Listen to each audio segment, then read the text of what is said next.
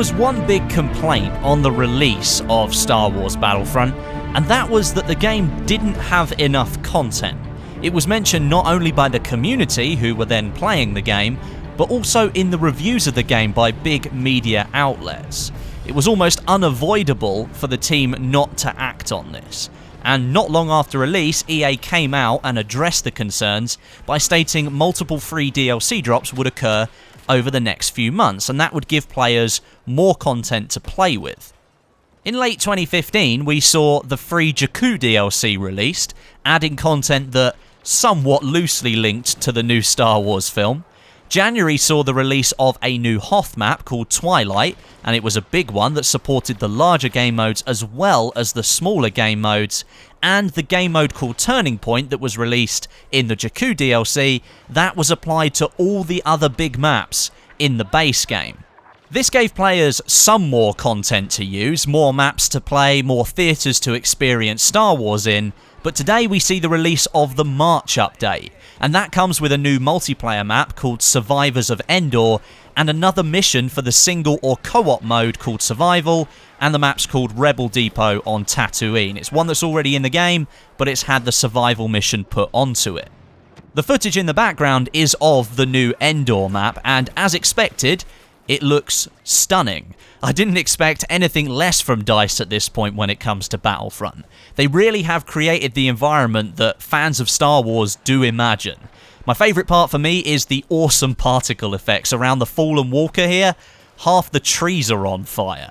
Really does look epic when you crank the settings up. As mentioned, it does support all the big game modes, Supremacy, Walker Assault and Turning Point, but it doesn't support the smaller game modes like Droid Run or Blast. But I think that's kind of a good thing, because to me, the bigger game modes is where this game feels most Star Wars-y, if you want to call it that. I mean, the other game modes, the smaller ones, are just carbon copies of game modes that we've already played in loads of other shooters out there. At least with Supremacy, well, it's kind of like Conquest from Battlefield, but Walker Assault is like part of the Star Wars universe. You can actually imagine that happening.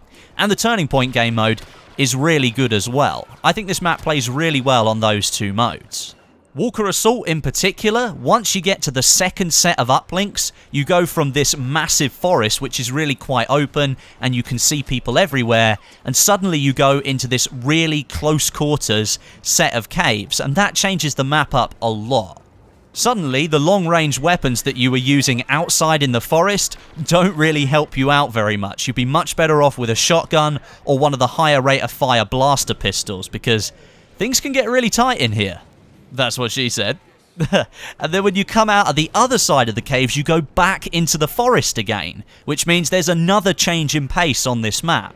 And it opens up into this massive Ewok village, not one that we've seen before, but a brand new one that's been created for this map. And that's the final stage of the map. It's a big open area where the snipers can come back out to play again. I personally really enjoyed this map, mostly because of the visuals, and again, the reason you play Star Wars Battlefront is you want to get into the Star Wars universe, so the visuals really do make it feel like you're playing in a Star Wars movie.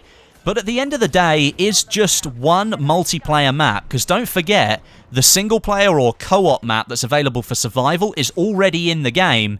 Is one multiplayer map enough, considering on release, the game didn't have a huge amount of content? I mean, yes, of course, there is the DLC or Season Pass that's coming out soon. The first one is called Outer Rim, and you'll get to play as 2 new heroes. You'll play at Jabba's Palace. There are a couple of new weapons thrown in there as well. But for free DLC, especially when the complaint was so big on release that there wasn't enough content in this game, does it still feel like there's not enough content? I mean, to me, it definitely does. It just doesn't feel as fleshed out as some of the other shooters on the market at the moment. I'm not complaining as such. I really do enjoy playing the game when I play it. But right now, it doesn't give me a huge incentive to play it much more than maybe a couple of hours at a time, put the game down, and wait for the next update. I've played all the content within a couple of hours, and I'm a little bit bored again. I don't want to continuously play the same thing over and over again. I'd like a little bit more variety. And so far, in terms of post-release content, I feel like they could have done a little bit more with these free updates. That's just my own opinion. You may have a completely different one, and I'd encourage you to leave it down in the description. I'll be doing a video on the Outer Rim DLC soon. I want to get you guys up to date with this game. It's kind of fallen by the wayside on my channel, and I would like to still cover it, because I do enjoy playing it. As I said, there is some really cool content here. But I would like to get your opinions on what you think about the content in the game. Is there enough to keep you engaged all the time, or are you a little bit like me? You have to wait for the DLC to drop to go back and play this game.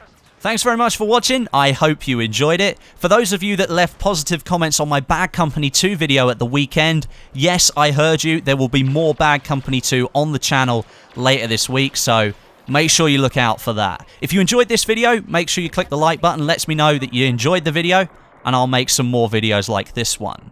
But until next time, my name is Westy, and I'll catch you guys in the next video.